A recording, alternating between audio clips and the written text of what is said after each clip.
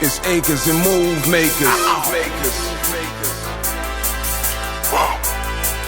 It's acres and move makers. I deal with land flippers, acres and move makers, room shakers, big boys with huge paper, the newspapers. You can run but can't escape us. We winning with these flash green when they act racist. Success is so contagious. Let's go. It's acres and move makers. Welcome to Acres and Move Makers. My name is Ray. My name is Jay. And we are Acre Boys. Today, let's talk about the topic of urban markets, urban land markets versus rural land markets. Yeah, for sure. I think when it comes to urban land markets, especially from the mindset of an investor, right? You know, there's two different things that we deal with, right? But just specifically when we're talking about the urban markets, when we're investing in urban markets, you got to remember that there's a heavy competition inside of these urban markets. I remember when I used to be a mortgage broker, what would happen is everything that was going on inside of those markets tended to be in these urban environments because that's where a lot of houses are, whatever the case may be. In the urban environments, you're going to find a lot of lots of land that people actually want to build on, right? Inside of those urban environments, right? And that's where most of the competition is heavily concentrated. And I've seen that from two different angles. And being that competition is heavily concentrated in those areas, and they have things inside of those markets called planning and zoning, right? Planning and zoning is going to basically tell you where things can go, whether that be residential, whether that be commercial, whether it be light industrial, whatever the case may be. They're going to tell you exactly what you can do with those properties inside of that space. Like we said before, heavily concentrated in competition in those areas. However, we know a lot of people that make a lot of money inside of those areas. So it's not one of those kind of things where I'm telling you that there's no money involved in those areas. I'll give you a brief example. We bought a lot one time it was in one of those urban areas it was from next door neighbor was a doctor was his next door neighbor, right? We bought this particular lot, right? This was in an affluent neighborhood, mind you. We bought this lot next door, and usually what we do before we put the property on the market, we go ahead and send out neighbor letters, right? So when the neighbor got the letter, he automatically called us immediately and said, listen, that lot next to me is for sale. I want the property, right? And I give you the most craziest part about that story.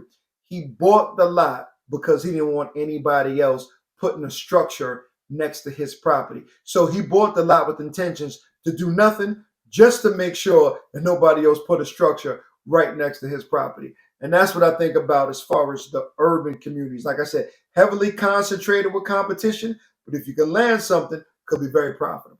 The other thing about the urban lots as well is that expect to pay more.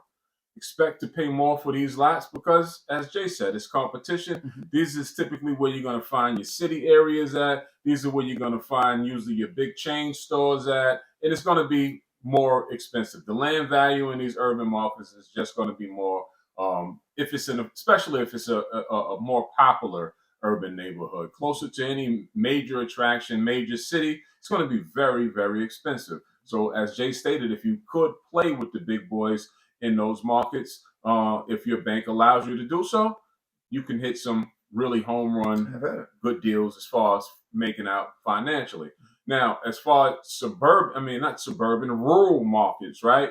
We like rural markets because it's less competition, right? Mm-hmm. Most people think when they hear the word rural, they think that it's just automatically cheap. Right. That's not necessarily true. Sure. There's so many rural markets that some have more value than urban markets, right? You know, that's what the data is for, which allows us to see these markets and what has these data points of which rural markets are just as expensive as urban markets. It exists out there, but it's less competition in the rural markets. I believe, in my opinion, when you're dealing with urban markets I'm assuming this is for new people. Right. I'm assuming if you're a new investor, right, it's easier to evaluate an urban or residential lot than it is as a rural lot. For Because, sure. on a residential lot, just look at what the block has done, or look at where your land. If there's a house next to it, that says what? That says that, oh, this is probably a block that, or a lot that could be built on. So you just kind of look. You can look around, and the other thing is, if it has road frontage, it's probably a good lot when you're dealing with residential lots. You're not going to really find a whole lot of land lot. You will find some, but it's easier to evaluate as opposed to having to go evaluate a 40-acre tract that may have some slope, that may have a couple of wet spots here and there. That's a little more in depth with things that you need to know. But I like both.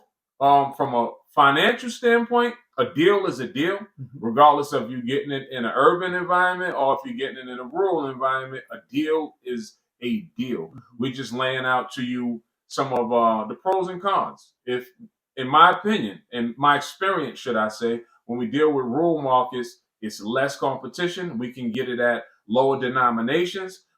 In popular urban areas, if you're in an urban area and you're getting it for really cheap, it's probably not the best area. That's just what it's going to be. Just facts. If you're in an urban area and it's expensive, clearly it's a better area. Clearly, if you can get it, it's going to hold the value. You're going to make your money regardless. But for new people, it's expensive. It's to come out the gate to spend $50,000, $60,000, $70,000 on these lots, right? Especially the name of the game for us is we like to stack deals. How many can we get at one time in a calendar month? So that may be pretty expensive if you're not front loaded heavy with money. Suburban, I keep saying suburban, Jay. Right. Rural markets. Right. Rural markets, you can find some more modest deals, depending on what area you're playing in. But rural can go really expensive as well. Too. So it's just about knowing the data about where you're playing at. If I was suggesting for someone new coming into the space, I would suggest rural markets just because it's less competition. Yeah, for sure. If I was picking between the two and I had to choose, I'm going rural market all day as opposed to the urban markets, just for the reasons that Ray just said. Less competition, and I don't want to be competing with a lot of people. You got to realize that a lot of times when these prospective land sellers get our offer, they have never seen it in that actual format. The properties are not on MLS. You got to realize if you were dealing with properties that are in the urban communities, a lot of times these properties are on MLS, different things like that. So you're not exactly exclusive with that actual seller. However, most times we find out in those actual rural markets, they've never seen the way that we correspond with them, which intrigues them. There's a lot of reasons why people inside of those markets don't really want the property anymore. And that's when we come in and purchase that property, typically around 25 to 30% on the dollar, just based off of the market.